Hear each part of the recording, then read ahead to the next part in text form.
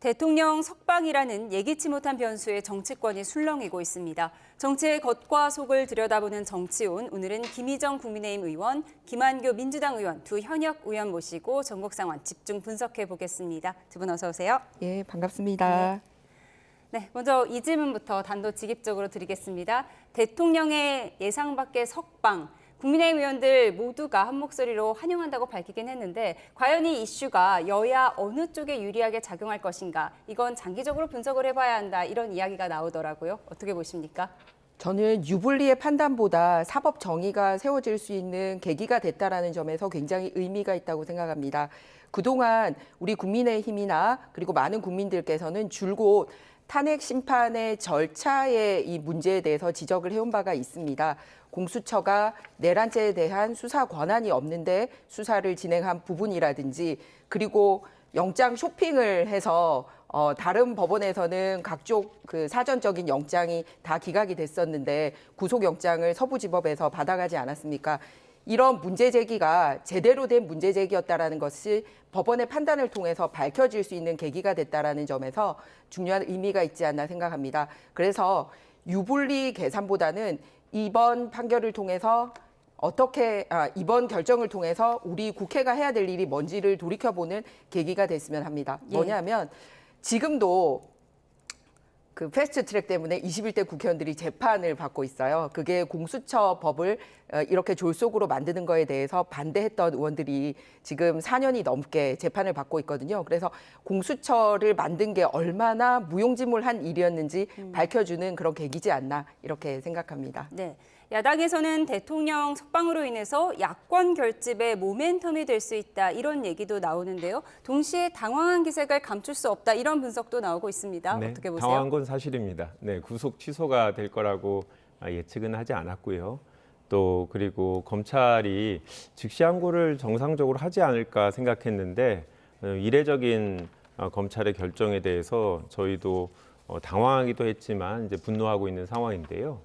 윤석열 대통령이 석방되고 나서 통상적으로는 야당이 유리할 거다. 대통령이 돌아다니시면 아무래도 탄핵 직후에 조기 대선이 열린다면 국민들이 볼 때 문제가 있어서 탄핵되셨는데 저렇게 돌아다니면 계속 그 부분이 연상되지 않을까, 그래서 야당이 유리하지 않을까 얘기하시는 분이 있는데, 저는 이 모든 거는 윤석열 대통령에게 달려있다고 생각합니다.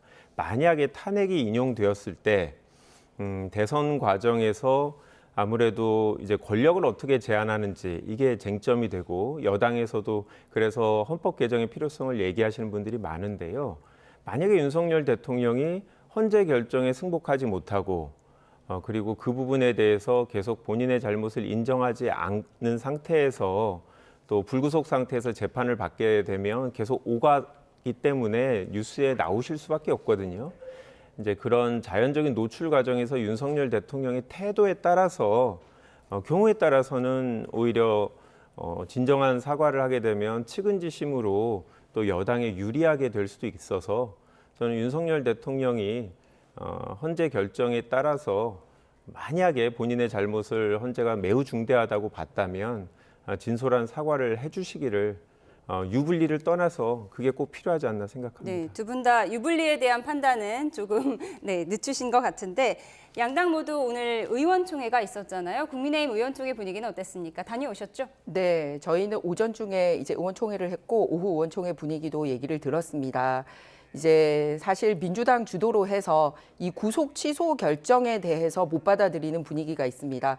사실은 구속 취소 부분에 대해서 못 받아들이면 좀 전에 김한교 의원님 말씀하셨듯이 헌법재판소의 결정에 받아들일 수 있겠습니까? 그리고 국회가 이 두동강난 국민들의 마음을 어루만질 수 있겠습니까? 그런 부분을 양당이 논의를 해야 되는데, 저희 의원총회에서도 사실 민주당이 이렇게 굉장히 강경하게 물리적으로 헌법재판관들을 압박하고 있으니 우리도 그렇게 해야 되지 않나라는 문제 제기도 있었습니다만, 결론적으로 우리는 민생을 챙겨야 한다. 그리고 오히려 시민사회가 주도적으로 그런 문제 제기를 해주는 역할을 하고 있기 때문에 훨씬 더 많은 국민들이 이번 문제에 대해서 알게 된 것 같다. 그래서 시민사회가 해야 될 일이 있고 또 우리는 국회에서 민생을 챙겨야 되는 부분이 있기 때문에 민주당식의 그렇게 헌법재판관 협박이라든지 이런 거는 하지 말아야 된다라는 얘기가 있었습니다. 그래서 지금 3월 임시국회에 사실은 각종 소위원회나 상임위원회가 열리고 있는 상황입니다. 그래서 그런 부분에 더 주력하자라는 분위기로 결론이 났습니다. 예, 그런데 일부 국민의힘 의원들은 헌재 앞에서 밤샘 농성을 하겠다 이렇게 네. 밝혔거든요. 네, 그럼 지도부와는 맞습니다. 뭐 결이 다른 목소리인가요? 아닙니다. 지도부는 얘기했듯이 이게 당 차원의 어떤 집회를 하거나 당에 일괄적으로 민주당처럼 어떤 이견도 받아들이지 않고 막 당이 주도해서 뭘 하는 게 아니라 각자 의정 활동의 일환으로 누군가는 장 내에서 또 누군가는 장 외에서 또 누군가는 지역에서 누군가는 국회 안에서 각자의 역할을 하자 이렇게 다양한 방식으로 목소리를 내자라고 했고요. 그런데 이제 민주당 같은 경우는 강경파가 주도를 해서 뭐 머리 깎으신 분들이 앞에 나와서 막 얘기를 해버리니 오히려 온건하신 분들이 목소리를 못 내는 이런 분위기가 있다고 하더라고요. 그런 부분 말씀드립니다. 네, 삭발식 영상은 저희가 들어오는 대로 다시 한번 전해드리도록 하고요. 민주당에서는 비상의총을 계획하고 있잖아요. 조금 전에 오후 2시에도 의총이 열렸고요. 네. 밤 9시에 광화문에서 천막농성을 하겠다 이런 얘기도 나오는데요. 어떻게 정리됐습니까? 당이 이제 결연한 분위기입니다. 윤석열 대통령의 이제 구속 취소 때문에 많은 국민들이 불안해하고 계시죠. 이제 뉴스나 아니면 저희 정치인들이 뭐 법률적으로 이런저런 설명을 하는데 국민들께서 그 부분을 다 뭐 이해하시기는 어려울 거고 여하튼 현직 대통령이 내란 범죄로 수사를 받는데 갑자기 이제 구속이 취소됐다는 거에 대해서 어떤 영문인지 혹시 대통령으로 복귀하는 건 아닌지 이런 불안한 분들이 있어서 또 의원들께서는 그 마음을 이제 보듬어야 되고 또 의원들 자체도 헌법재판소 대통령 탄핵 결정이 빨리 돼야 된다라는 이 간절한 마음을 국민께 보여야 된다라는 말씀들이 있었고요. 저희도 헌법재판소의 바로 앞에 가서 뭔가 의사 표현을 하는 거는 그분들한테 압박이 될 수 있기 때문에 그 부분에 대해서는 자제하자라는 목소리가 있었고요. 계속 시민사회단체에서 집회를 하던 광화문 쪽에 저희들이 결합을 해서 매일매일 집회에 나가서 시민들과 함께 마음을 나누자. 그래서 오늘부터는 이제 통상 밤에 국회로 다시 돌아와서 의총을 했는데 그러지 말고 광화문에서 천막 안에서 저희 의원들끼리 서로 발언을 하면서 국민들한테 저희 마음을 전하자. 이 정도로 정리가 됐습니다. 예, 두 분이 말씀하신 것처럼 민주당이 윤 대통령의 신속한 파면을 촉구하는 총력전에 들어갔습니다. 국민의힘도 의원총회를 열고 장외 집회 여부 등 대응책을 논의했는데요. 영상으로 정리했습니다.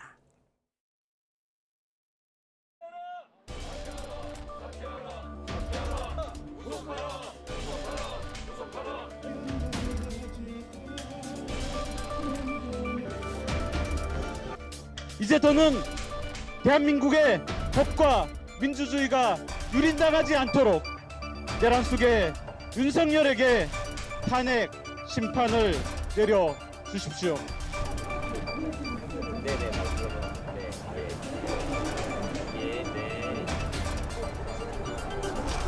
작은 힘이라도 보태야 되겠다라고 생각하고 단식 농성에 참여를 했습니다.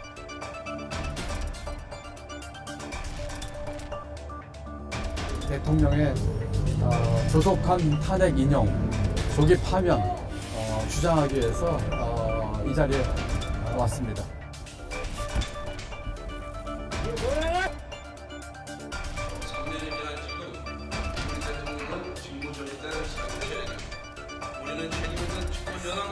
특별히 뭐 문제가 있을 경우에는 단체 행동을 하겠죠. 각종 회의를 통해서 우리 입장을 밝히고 민주당처럼 저렇게 장애 투쟁을 하거나 뭐 장애 단식을 통해서 헌재를 압박하는 그런 행동은 하지 않기로 했습니다. 오늘 8개 사건, 5개 재판이나 절차의 낭비의 중재 국민의힘 108명 의원님들 공동 받으러 우리가 헌재 앞으로 나가야 됩니다.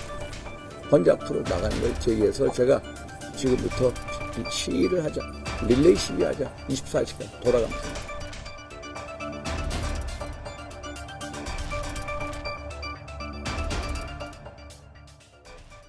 영상으로 보신 것처럼 민주당 박홍배 의원 등 3명의 의원들이 국회 본청 앞 계단에서 삭발식을 했습니다. 김경수 전 지사는 단식, 김동연 지사는 1인 시위를 시작했습니다. 최근 이재명 대표의 검찰 내통 발언 등으로 갈등 조짐을 보였던 민주당이었는데요. 이제는 단일 대우가 된 건가요? 다른 이슈 자체에 대해서 논의할 분위기가 아닙니다. 그런데 이제 헌법재판소 결정이라는 게 저희가 저렇게 집회를 한다고 여당 의원들도 이제 밤샘 집회를 하신다고 해서 결정에 영향을 미칠 수 있거나 아니면 국회가 실제로 의사결정 과정에서 무슨 의견을 제출하거나 이런 절차가 이제 더 이상 없는 거죠. 그러니까 의원들은 마음은 간절한데 국민들도 마찬가지로 국회한테 뭔가 역할을 하라 아마 여야 지지층 모두 기대를 하시는 것 같아요. 그런데 안타깝지만 국회의원이 이제 법에 정한 절차에 따라서 할 수 있는 권한은 없습니다. 그렇다면 저희도 그런 이제 국민들의 불안한 마음을 저희도 똑같이 느끼고 있다라는 걸 보여드리기 위해서 삭발식을 하고 집회를 하는 건데요. 어떠한 상황이든 어떤 방향이든 헌법재판소가 조속하게 결정을 내려서 이런 국민들의 어떤 불안함 또 이런 불안정성 이런 것들을 해소해 주셨으면 하는 바람을 갖고 있습니다. 예, 영상으로 보신 것처럼 김준혁, 민영배, 박수현 의원 등도 헌재 앞에서 단식에 돌입을 했는데요. 이렇게 야권의 장외투쟁에 대해서 여권의 반응은 어떤지 궁금해요. 권성동 원내대표는 내전이라는 단어를 썼어요. 네, 맞습니다. 구속 취소에 대해서 받아들이지 못하고 어떻게 해서든지 국면 전환을 하려고 물리적인 행동을 하고 있는 것이라고 보여집니다. 좀 전에 김한규 의원님께서 국회의원들이 할 수 있는 일이 없지 않느냐라고 말씀을 하셨는데요. 아닙니다. 이번에 구속 취소를 두고도 우리가 할 수 있는 일이 있습니다. 제가 좀 전에도 말씀드렸듯이 공수처의 이런 잘못된 수사 관행, 내란죄 수사 권이 없는데 수사한 것 이런 거를 통해서 공수처의 존재가 과연 필요한지에 대해서 우리 국회가 논의를 해야 될 부분이 있고요. 그리고 민주당에서는 구속 취소에 대해서 즉시 항고하지 않은 거에 대해서 검찰총장 탄핵안 얘기 들고 나오던데 잘 아시다시피 보석허가 결정이나 구속 집행 정지에 대해서는 즉시 항고가 이미 위헌 판결을 받은 바가 있지 않습니까? 동일선상에서 본다면 구속 취소에 대해서도 즉시 항고가 잘못됐다라는 거를 법에 정확하게 명시한다라든지 이렇게 국회가 할 수 있는 일이 있다고 생각합니다. 그런데 그런 거는 하지 않고 지금까지 헌법재판소의 그런 불법하고 부당한 재판 절차에 대해서는 입을 꾹 다물고 있다가 그 절차, 여러 가지 절차가 불법하다는 게 밝혀진 지금 상황에 이런 물리적인 행동을 하는 것 국회의원으로서 할 수 있는 일 아니라고 생각합니다. 예, 장외투쟁 말고도 국회가 할 수 있는 일이 많다고 하셨습니다. 반론하시죠. 법원의 결정은 하급심 판결이죠. 그래서 저희가 항고나 즉시 항고를 통해서 고등법원, 대법원의 결정을 받아봐야 된다라고 주장을 했습니다. 그 부분이 저희는 아쉬운 겁니다. 담당 판사의 생각이 다른 일반 법조인하고는 다를 수 있죠. 이게 1970년 이후에 그 형사소송법이 정해지고 나서 처음 있었던 사례인데 당연히 이 부분에 대해서 이미 많은 분들이 얘기하셨겠지만 저희는 잘못된 법원의 결정이라고 생각합니다. 하지만 그 부분을 저희가 다툴 수 있는 방법은 없거든요. 그래서 저희는 그러니까 지금 법원의 결정에 따라서 법을 바꿀 수 있는 상황이 아니다. 왜냐하면 저희는 동의하지 않은 내용이기 때문에 그래서 지금이라도 검찰이 즉시 항고를 안 하겠다면 항고라도 하면 불구속 상태에서도 이 법원의 구속 취소 결정이 적절한지에 대해서 상급심 법원이 판단할 수 있는 여지가 있거든요. 그래서 이 윤석열 대통령 개인만이 아니라 추후 수많은 피의자, 피고인한테 해당되는 사안이기 때문에 이 부분에 대해서 검찰이 지금이라도 항고를 해야 된다라는 이야기를 저희가 계속적으로 하고 있습니다. 보통 항고를 해야 한다 그 네. 말씀이시죠? 네, 대통령의 구속 취소와 검찰의 즉시 항고 포기로 인해서 민주당이 한동안 주춤했던 탄핵 카드를 다시 만지작거리자 여권에서는 이런 말을 했습니다. 법원에서 뺨 맞고 검찰에 화풀이한다 이런 비판이 나왔는데요. 목소리 들어보시죠. 더불어민주당은 29차례에 걸쳐서 줄 탄핵을 강행했습니다. 탄핵 사유는 민주당 돈봉투 사건을 수사했다는 이유부터 이재명 대표를 째려봤다는 이유까지 하나같이 허접하기 짝이 없는 것들이었습니다. 윤석열 정부 출범 이후 국회가 탄핵 심판에 사용한 예산은 총 4억 6천만 원이나 됩니다. 떳떳하다면 구체적인 예산 집행 내역과 변호사 선임 내역 그리고 수임료 지급 조건 등을 투명하게 공개하면 될 일입니다. 탄핵이 잦은 거에 대한 약간 역풍이나 비판도 있잖아요. 근데 지금 가장 큰 문제는 헌정 질서라든지 사법 질서라든지 이런 부분이 끊임없이 훼손되고 있는 게 저는 더 큰 문제라고 생각하거든요. 그래서 헌정 질서나 사법 질서를 회복하기 위해서는 단호함이 필요하다. 예, 단호함이 필요하고 원칙 있는 모습이 또 필요하다. 약간의 역풍이 불더라도 원칙대로 가야 된다 이런 말씀. 저는 개인적으로 그렇게 생각합니다. 네, 민주당 비공개 의총에서는 심우정 검찰총장과 함께 최상목 대통령 권한대행 탄핵도 논의됐다고 하는데 민주당 입장 정리됐습니까? 아닙니다. 아직 이 부분에 대해서는 저희가 이제 검찰총장에게는 계속 즉시항고라도 해야 된다라고 계속 압박을 하고 있는 상태고요. 형사고발이 되어 있기 때문에 그 부분에 대해서는 수사기관에서 판단을 할 거고 당장 있었던 일은 검찰총장의 문제지만 저희는 그거보다 더 위법하고 위헌적인 부분은 최상목 권한대행이 헌법재판관하고 또 그리고 마영주 대법관 후보자를 임명하고 있지 않은 이 부분이 더 명확하고 위헌적이고 신속하게 이제 개선돼야 될 부분이라고 생각하는데요. 하지만 저희 입장에서는 지금 가장 중요한 거는 대통령 탄핵 심판소 헌법재판소의 탄핵 결정에 어떠한 불리한 영향을 미쳐서는 안 된다라는 게 첫 번째 요인이고요. 이제 두 번째는 조기 대선이 있을 때 국민들의 지금 민주당 행동에 대해서 어떻게 판단할 거냐 이 부분을 고려해야 된다라는 의견들이 많이 나왔습니다. 그래서 지금도 사유 자체는 탄핵을 충분히 할 수 있는 사유지만 지금은 일단 헌법재판소가 신속하게 대통령 탄핵 선고 일자를 지정해 주시기를 기다리면서 다른 방식으로 문제 제기를 하고 있습니다. 탄핵 사유는 있지만 정무적 판단이 남아있다 이렇게 정리해도 되겠습니까? 네, 표현을 잘 해주셨네요. 네. 국민의힘에서는 민주당의 30번째 탄핵 추진 움직임에 대해서 당연히 비판하는 입장일 텐데 어떻게 정리되고 있습니까? 번호표 뽑고 기다려야 되나요? 지금 탄핵 된 부분에 대해서도 오히려 심판을 못하고 있어서 국정 공백이 상당히 길어지고 있습니다. 굉장히 간단한 국무총리 탄핵안에 대해서도 지금 결심까지 끝낸 상태에서도 마지막 판결 안 내려주고 있어서 이렇게 권한대행의 권한대행까지 만들고 있으면서 지금 과연 30번은 최상목 권한대행인지 아니면 심우정 검찰총장인지 번호표 뽑고 기다려야 될 그런 상황에 탄핵을 남발하고 있다는 말씀을 드리고 싶고요. 그리고 검찰총장이 구속 취소 결정한 게 아니지 않습니까? 구속 취소 결정을 한 거는 법원이었습니다. 하지만 야당의 이재명 대표가 자기 재판이 5개나 걸려 있으니까 법원에는 아무 소리 못하고 이미 수사를 끝낸 검찰에게만 엄한 화풀이를 하고 있는 것입니다. 여기에 추가로 국민들께 드리고 싶은 말씀은 뭐냐면요. 이 탄핵 제안할 때마다 국민들의 세금이 집행이 되고 있다는 사실입니다. 지금까지 민주당이 29번의 탄핵을 하면서 국회에서 통과된 거는 이거보다 낮습니다만 이미 국민의 세금 4억 6천만 원을 썼습니다. 어디에다 썼냐면요. 국회에서 탄핵을 하면 그 탄핵 심판을 맡길 변호사를 선임을 해야 되는데 전부 다 우리법 연구회 출신이라든지 문재인 정권 때 각종 법률구조공단 이사장을 지낸 사람이라든지 이재명 대표의 법률특별을 지낸 사람이라든지 이렇게 소위 좌파 카르텔이라고 할 수 있는 그런 한쪽으로 편향된 변호사 선임 비용으로만 지금까지 4억 6천만 원을 썼습니다. 그런데 이렇게 탄핵 심판을 받았던 사람들, 공무원들 같은 경우는 지금까지 4건 다 탄핵 인용이 안 됐거든요.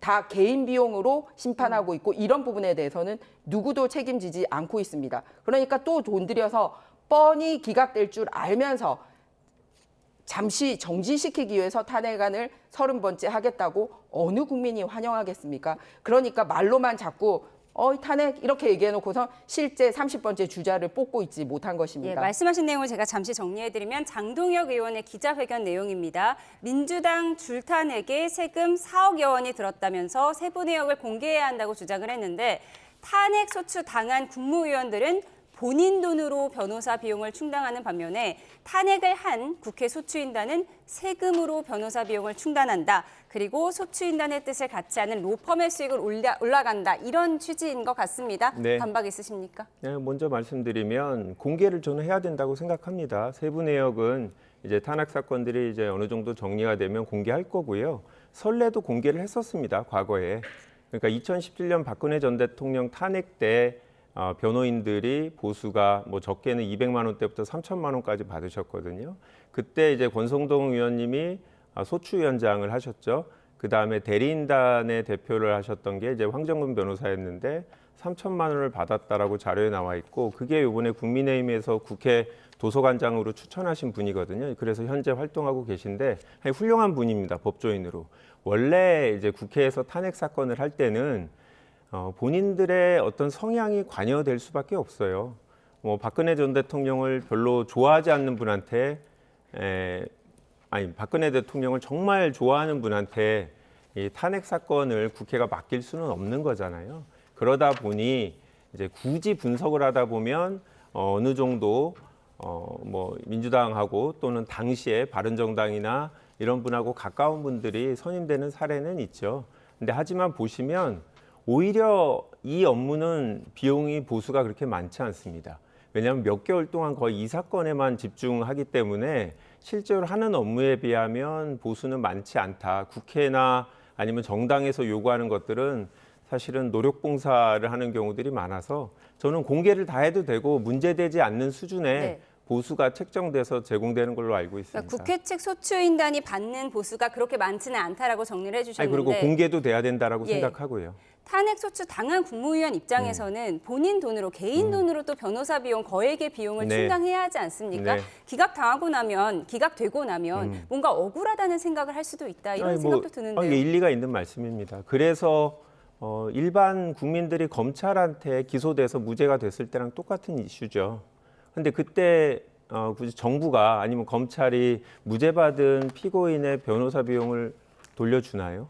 그렇진 않죠. 그렇지만 탄핵 사건은 말씀드린 대로 이분들이 공직 때문에 있는 일이기 때문에 만약에 이분이 기각이 된다면 그에 대한 변호사 비용 같은 경우는 뭐 국가에서 부담해주는 이런 거는 제도 개선할 필요가 있고 이제까지는 뭐 국회에서 그런 법안을 내지 않으셨는데 뭐 최근에 그런 내용이 나오니까 충분히 논의할 부분이라고 생각합니다. 기각된 이후에 기왕 쓴 변호사 비용은 국가에서 충당하는 제도를 보완할 필요도 있다라고 하셨어요? 이 부분에 대해서 저는 공개를 하느냐 마느냐 그리고 금액이 크냐 아니냐를 떠나서 쓰지 않아야 될 돈을 썼다라는 원론적인 문제에 대해서 집중을 해야 된다고 봅니다. 왜냐하면 실제 탄핵이 인용될 거라고 생각하지 않고 단지 직무 정지를 시키기 위해서 지금까지 약 29건의 그 탄핵을 했는데요. 여기에 이런 식으로 국회 돈을 들이고 당시의 성향을 반영한다라고 얘기하는 거 어불성설입니다. 그냥 가장 일례로 하나 말씀드리겠습니다. 장관으로서 장관직 자리로서의 하루 근무하고 탄핵 심판 들어갔던 이진숙 위원장 탄핵 심판하는데 국회가 1억 2천만 원을 썼습니다. 6명의 변호사를 했고요. 다 아까 말씀드렸듯이 좌파 성향의 변호사에게 일감 몰아주기로 했습니다. 이게 구체적으로 누가 얼마 가져갔다고 공개하느냐 마느냐의 문제가 아니라 과연 적법하게 쓰인 1억 2천만 원인지에 대한 문제 제기를 하는 것입니다. 이런 부분에 대해서 책임을 져야지 함부로 줄탄핵 남발하지 않고 국회가 좀 더 책임 있게 활동하지 않을까 그렇게 생각합니다. 네. 국민 세금입니다. 알겠습니다. 자, 이제 헌법재판소의 시간인데요. 저희 YTN 취재진이 취재한 결과 헌법 선고가 재판의 선고가 다음 주로 넘어갈 수 있다. 이런 내용도 나오는 가운데 박지원 민주당 의원은 이런 주장을 했습니다. 듣고 오시죠. 저는 14일 이번 주 금요일 날 헌법재판소에서 선고하리라고 생각을 하고 또 선고를 해야 된다. 이번 14일 금요일까지 선고를 하지 않으면은 이번 주말을 대한민국은 찬반으로 완전히 뒤집어지는데 이러한 혼란을 막을 수 있는 기관은 오직 헌법재판소밖에 없어요. 이번 14일 선고는 그렇게 예고하지 않고 하루 전에도 하지 않고 전격적으로 할 수도 있다. 저는 그렇게 봅니다. 네, 박지원 의원은 혼란 방지를 위해서 예고 없이 전격적으로 선고할 수도 있다. 한두 시간 전에 예고할 수도 있다. 이렇게 얘기를 했는데 이게 가능한 일인가요? 정치 구단이시긴 한데 과연 법조인인 제가 봤을 때 가능할까? 왜냐하면 당사자들이 출석을 해야 되거든요. 그래서 시간적으로 쉽지 않을 거라고 생각하고요. 2017년 박근혜 전 대통령 탄핵 때는 수요일 날 오후 5시를 넘어서 일정을 정해서 금요일 날 오전에 선고를 했거든요. 네. 그래서 이번에도 아마 그렇게 짧은 시간을 이제 두고 선고 일자를 정하지 않을까 싶은데요. 통상적으로 헌법재판소가 한 달에 한두 번밖에 선고를 안 합니다. 그렇기 때문에 연이어 이틀 동안 선고란 선례는 뭐 제가 알기로는 최근엔 전혀 없었던 것 같은데요. 그러다 보니까 이번 주 목요일 날 지금 4건의 탄핵 사건에 대한 선고 일정이 잡혀서 금요일 날 선고하는 게 좀 어려워지지 않았나라는 얘기가 나오는 건 사실입니다만 제가 봤을 때 뭐 수요일 날 지난번 선례처럼 오후 늦게 선고 일정을 공지하면 금요일 날 오전에 뭐 선고하는 것도 충분히 가능하다. 그래서 저희는 아직까지 이번 주 중에 선고될 거라는 기대를 놓지 않고 있습니다. 그럼 뭐 오늘이나 내일 공지가 나올 것이다 이렇게 기대를 하고 계신 건가요? 네. 네. 어떻게 예상하세요?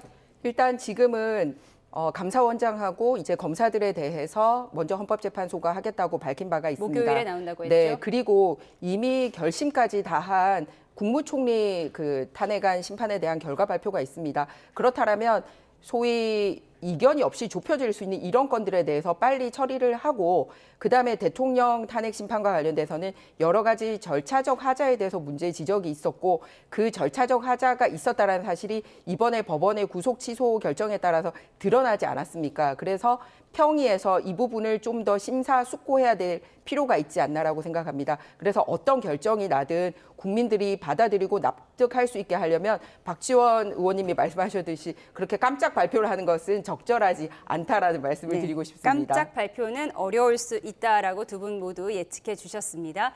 조기 대선을 염두에 둔 행보를 이어가던 여권 잠룡들은요. 윤 대통령 석방이라는 뜻밖의 변수에 속내가 복잡해졌습니다. 특히 탄핵에 찬성했던 이른바 찬탄파들의 복잡한 속내 영상으로 정리했습니다.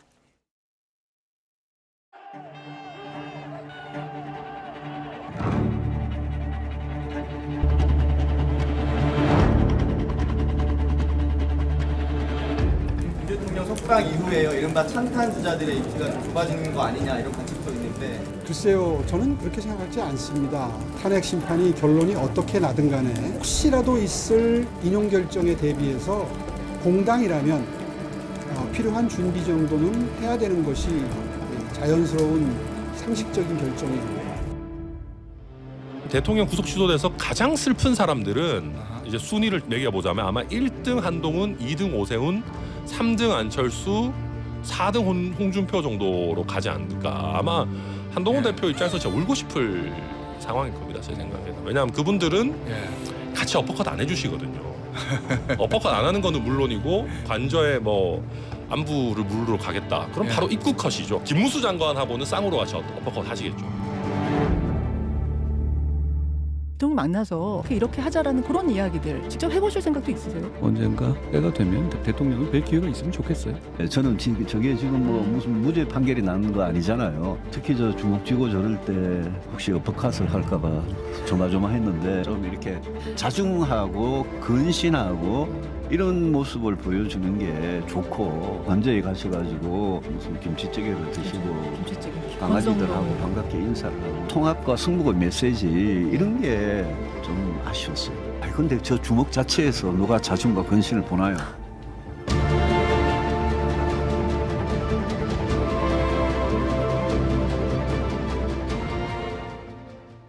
저희가 탄핵 찬성했던 인사들의 목소리를 차례로 들어봤는데요. 대통령 석방으로 장악력이 다시 커진 상황에서 여권 잠룡들의 속내가 좀 복잡해 보입니다. 어떻게 보고 계세요? 지금은 대선 얘기를 하는 것 자체가 적절하지 않다고 생각합니다. 아직 헌재 판결이 있고 당연히 여러 가지 문제점 때문에 탄핵이 기각되거나 각하돼야 된다는 게 우리 당의 공식 입장입니다. 그런 상황에서 대선 행보를 얘기를 하는 것은 적절하지 않다고 생각하고요. 또한 개개인의 역량이나 평가도 굉장히 중요하지만 잘 아시겠지만 지금과 같은 이런 중대사가 있을 때는 어떤 가치관을 가지고 있는 정당의 후보인지가 굉장히 중요하기 때문에 이런 탄핵 절차에 대한 얘기나 부당함에 대한 얘기를 하는 것 자체가 사실은 한 분 한 분 본인들의 큰 걸음하시는데 굉장히 도움이 되는 걸음이라고 생각합니다. 그렇기 때문에 지금은 헌법재판소의 온당한 결론 쪽으로 당력을 집중하고 개개인의 역량을 모으는 필요가 있다고 생각합니다. 네, 당의 공식 입장을 정리해 주신 것 같아요. 그런데 네. 탄핵에 찬성했던 인사들의 속내는 어떨 것 같으세요? 속내도 마찬가지라고 생각합니다. 당의 후보로 나오려고 하는 거지 개인의 이름으로 나오는 게 아니지 않습니까? 그래서 뭐 언제 나오느냐의 문제겠지만 온당하게 잘 준비한 다음에 대선을 치를 수 있다면 더 좋지 않겠습니까? 네. 그렇기 때문에 지금은 탄핵이 기각되거나 각하되도록 하는데 더 방점을 두고 있을 거라고 기대를 합니다. 네, 천하람 개혁신당 의원은 대통령의 구속 취소로 가장 슬픈 사람이 한동훈 전 대표다. 이렇게 순위까지 매겼는데요. 네. 어떻게 보셨습니까? 뭐 저도 그럴 거라고 생각합니다. 한동훈 대표 입장은 소위 다른 여권의 잠룡과 달리 탄핵에 대해서 아주 명확하게 찬성을 했으니까 남들보다 빨리 움직일 수 있잖아요. 남들은 탄핵이 인용 안 되기를 바란다라고 공식적으로 얘기했기 때문에 어떤 행보를 하기 어려운데 한동훈 대표는 그렇지 않지 않습니까? 본인은 탄핵될 거라고 예상하고 있고 그렇다고 하면 미리 준비하는 행보를 지금도 책도 내고 이제 방송에도 출연하시는데 이제 문제는 지지자들이 윤석열 대통령을 보면서 혹시라도 탄핵이 기각되지 않을까 이런 기대를 하게 되니까 이제 저런 행보를 하는 게 아마 반발이 훨씬 더 커져서 원하는 만큼 행보를 못하는 것 같은데요. 사실 논리적으로 보면 그냥 본인이 믿는 거라면 이제 개의치 않고 자기의 방향대로 가면 되는데 현실적으로 국민의힘에서 또 정치권에서 이 배신자 프레임이라는 게 상당히 무섭습니다.